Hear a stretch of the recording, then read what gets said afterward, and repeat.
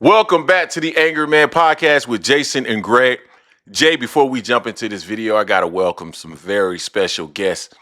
It's those of you who are new to the channel. This is the Angry Man Podcast, AM Sports Media, where Jason and I are always dropping boxing-related content, so make sure you become a subscriber.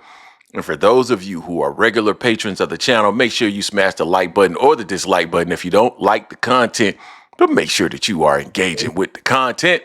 Now, Jay, we had an incredible show this past Sunday, 4 p.m. Eastern Standard Time, and we have incredible shows every Sunday, 4 p.m. Eastern Standard Time, where we had the opportunity to talk about Terence Crawford versus Canelo Alvarez. And of course, we know that there are so many people, and I mean, Jay, for a channel that supposedly is a Terence Crawford hate channel, it amazes me that we have so many patrons that are Terence Crawford fans. And I'm not talking about just patrons that just come by here and say, you know, you're a hater. I'm talking about people that actually contribute to the channel monetarily that will say that we are Terence Crawford haters.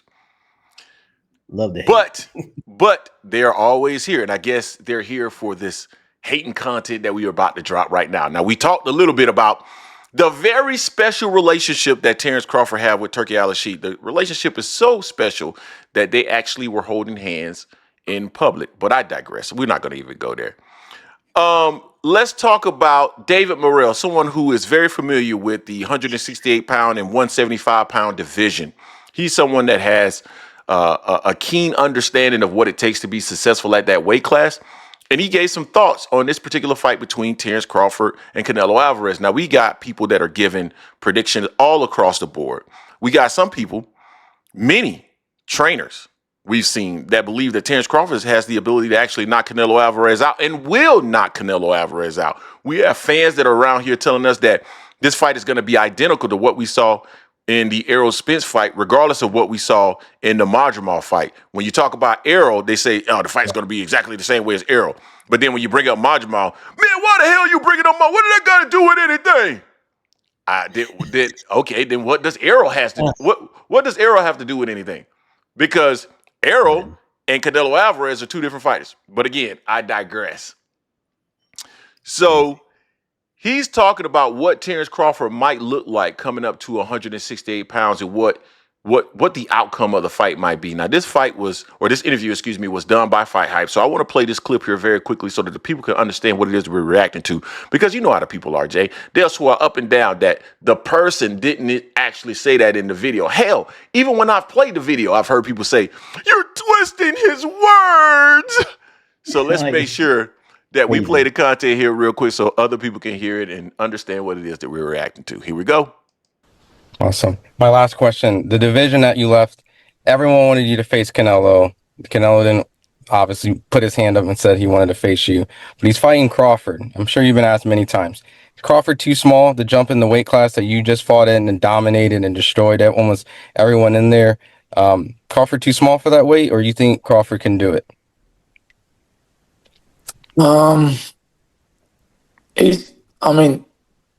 I say Crawford, but you know, it's the crazy fight. You know, it's too much. It's too much pound for Crawford. He said it's a crazy fight. It's too much pounds for Crawford. I mean, I know he can do it for the money, but it's too much. He knows he's money hungry. I'm translating now. He knows he's money hungry, but it's still too many pounds. It's too much pound for Crawford. And Canelo is not easy. You know, Canelo is stronger. It's difficult. It's difficult for Crawford to win the fight or to stay there in the 12th round. So, you know, I say 60-40 for Canelo. Now, Jay, he says 60-40 for Canelo. That's an interesting statement because that is exactly the split that I gave this past Sunday, 4 p.m. Eastern Standard Time. So make sure you check us out. That is exactly what I said on our live stream. I have it 60-40. I do see a path to victory for Terence Crawford, but he's going to have to fight a very sustainable, disciplined, and strategic fight against Canelo Alvarez. But just because I say that I see a path doesn't mean that I believe that that's actually going to happen. I think the probability of that is low, and that's reflected in the split 60-40, which to me is pretty substantial and sizable, if you will, when you start talking about a fight. Jay, what's your thoughts on what David Morrell had to say? He's saying the same thing we've been saying, but you know what they're gonna say? They're gonna say, well, Bud said he's at his natural weight now. 168. But they'll also say he's not a weight bully. Exactly. They're gonna say, well, Bud just showed that his weight was about 180 something. Okay. The thing is, he hasn't had time to fight at 168. Again, I've always said if it was skill for skill, it's Bud. If Bud had been at 168 already, been fighting there, then I would lean towards Bud because I can see what he looks like at 168. He ain't Bud at 147. He ain't Bud at even 154. This is a 38, almost a 38-year-old Bud Crawford. Regardless of what y'all think, he is human. He is human, believe it or not. And Canelo ain't no easy win.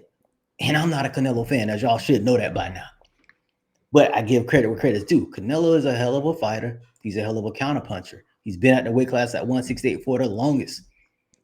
You know, he's avoided both Davids, specifically David Benavidez. We know why. He didn't want that smoke with Benavidez. But at 168, Canelo is also going up to 175 and fought punchers like Sergey Kovalev. He's taking that heat from him, and he's giving that heat back to Kovalev and stop Kovalev.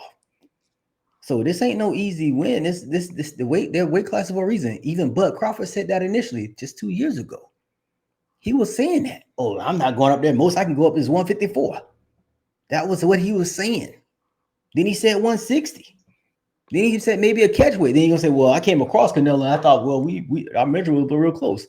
You mean tell me this is only one time you've seen Canelo that close, dude? You seen him before. You know what his stature was. You just saw checks also. You saw the checks. Now, I'm not saying there's not a chance that Crawford can win, but the betting favorite is going to be Canelo. He's been in the weight class for the longest. I don't care that Crawford fought one time at 154. He's essentially coming up 3 weight classes.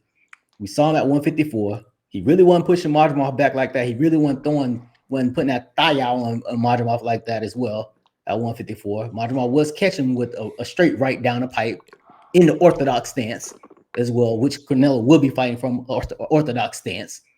And he punches harder than Madrimov. Madrimov has 11 fights, y'all. People say, oh, Madrimov was this, He did. Like, Bud shouldn't have seen that before. Bud is a veteran, 40-plus fights. And now Madrimov is all of a sudden this anomaly that does stuff that Bud's never seen before. He couldn't figure out. It took him 3-4 rounds to figure out. But he's going to have an easy time with Canelo. David Morrell is correct.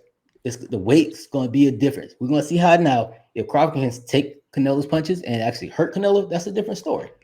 We have yet to see that. We'll see what happens on September 13th. Canelo's only been hurt really one time that we can really say he's really been hurt when we saw it. And that's when he was basically a child of boxing fighting Miguel Cotto, older brother.